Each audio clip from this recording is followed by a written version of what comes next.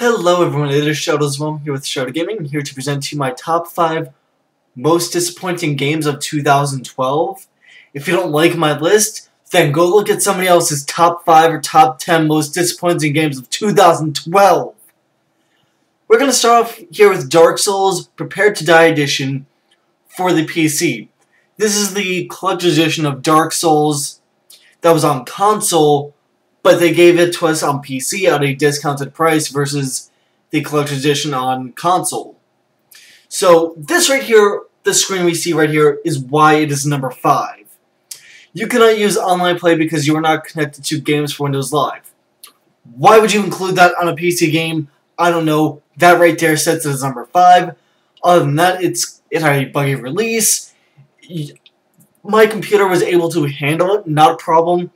But the resolution, the bare minimum or bare maximum it was allowing me to have was like 760 by 240. It was literally a small window like it is now that you see on the screen. Pretty much it was this size on my screen. Actually, I'll go as far to say is it was from where the D is in Dark Souls to the. It was pretty much this size right here, from right here all the way to here. That was the screen when the game first launched. It was riddled with bugs. It was bad. It was just overall a poor release. They could have spent more time on making it a good PC port, and it wouldn't have wound up in my top 5 most disappointing games of 2012. And I'm not making a top 10 because I just don't have the time for it. So let's go ahead and jump right to number 4. My number 4 most disappointing game of 2012 has to be Tribes Ascend. I was really enthused for this game when it was released, but since its release, it has gone through tons of changes and has now become pretty much pay to win.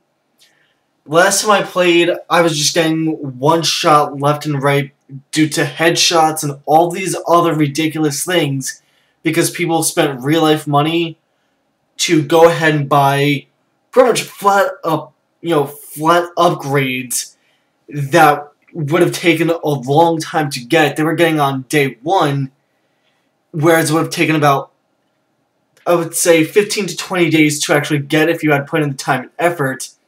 It became paid to win, and it just wasn't very good. It had a pretty decent launch, but other than that, it's pretty much just paid to win at this point, and has been that way as far as I'm aware. It's been that way for quite some time. They may have changed it, but last time I looked, it was pretty much pay to win, and that's just not a good business model. You can go the free to play route, or you can go the pay to get stuff prior. But really, it's pay to win, and that is just not good with me. My number 3 most disappointing game of 2012 is Smite. You might be saying, oh, well, Shadow, you've had Smite on your channel before and it's still in closed beta. This is true, but this goes back to the whole price point issue that Tribes Ascend has. It's the same studio that makes Smite that also makes Tribes Ascend. It's high-res. With Smite, they've also gone the free-to-play model. They've actually done it a little better with Smite. However, this is what gets me. You pay $39 right now, or $30 right now, while it's still in the closed beta, quote-unquote closed beta stages.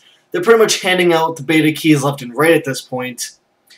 But you pay $30, you get all 30 gods, and you pretty much get everything in the game for $30. That is not a bad deal at all. It's $1 per god at that point.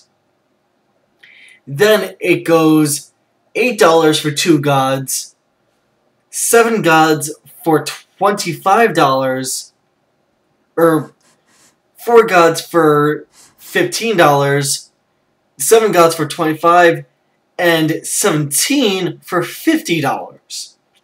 Why you would get this 3,500 gems when, I mean, I could understand that they're probably going to introduce more gods later on, but why so much for so little? Like, why not have it be a 1-to-1 ratio for US dollars, and then have it be the equivalent in, like, the UK and all of those other places? I don't completely understand that.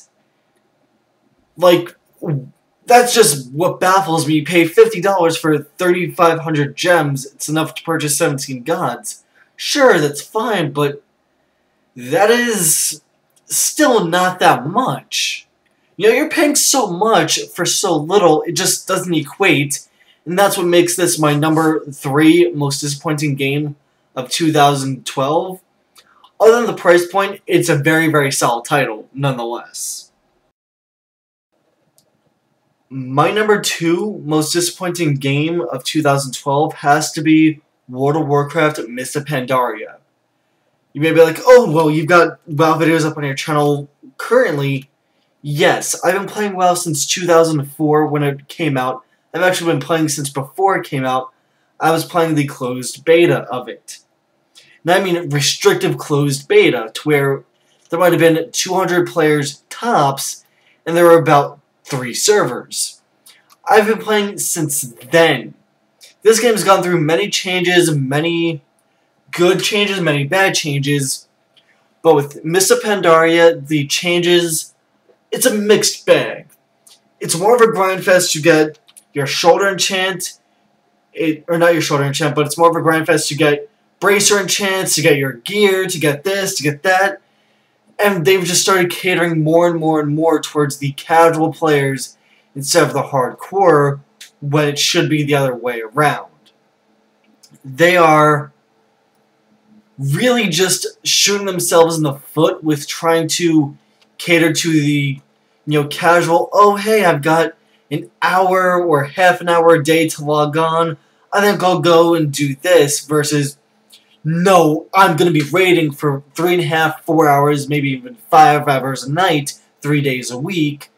They're catering more towards the casual players than the hardcore, which it's sad to see them do. They're pretty much becoming money whores at this point. And this game is pretty much going downhill. I don't see WoW lasting more than just another, I would say, 1.5, 2 years. I mean, with Mists of Pandaria, they introduced pandas to try and get females to play the game again. That's really the biggest thing, and to make it more appealing to kids and families in general. They're nerfing the content left and right. The newest raid just came out, which is Terrace of Endless Spring. They've already nerfed a boss in there. And they're just catering towards the casual players. And I don't see this game lasting more than another 1 to 1.5 years. Maybe 2 years if they can, stretch that just enough. But other than that, I still love WoW. I love it to death. But the only thing that can kill WoW and will kill WoW is WoW itself. My number 1 most disappointing game of 2012 has to be Diablo III. We were promised so many things when this game was going to come out that Blizzard just did not deliver. That brings us to my number 1 spot. And I really don't know where to start and where to end. We were promised a real money auction house system. We were promised the battle arena where we can PvP. We were promised just so many different things. Blizzard had 11 years to make this game as best as they possibly could. And I say 11 years because Diablo II Lord of Destruction, which is the expansion set to Diablo II, came out in 2001. So they had 11 years to work on this game. It was released in a very, very, very poor, buggy state. People with ATI graphics cards couldn't really play through Act 2 unless they had, their buddies helping them, because if you went into the sewers, for instance, you would lag out. You go to like 2 FPS. Mobs would just up and disappear on you, yet still hit you. I myself have an ATI graphics card, and I could barely get through Act 2 on normal due to that simple fact. They didn't properly scale things for Act 2. There was a giant wall that you hit as soon as you got into Act 2, to where if you weren't certain classes, the game was just a complete clusterfuck for you and made you not want to play the game at all. Plus the fact that when the game was first released, you couldn't do anything because you had about 500 to 900 latency because it was online only, which I do not understand at all. They did not implement a single player, hey, I just want to play this game by myself, instead of, hey, I want to play this game with my friends, or I want to play this game by myself. It's just, hey, I'm playing, come join me if you want. Like, the first week, I honestly had about 400 to 500 MS, and I was on the game until I hit level 60. I was playing all throughout the times where they did the resets, all of that.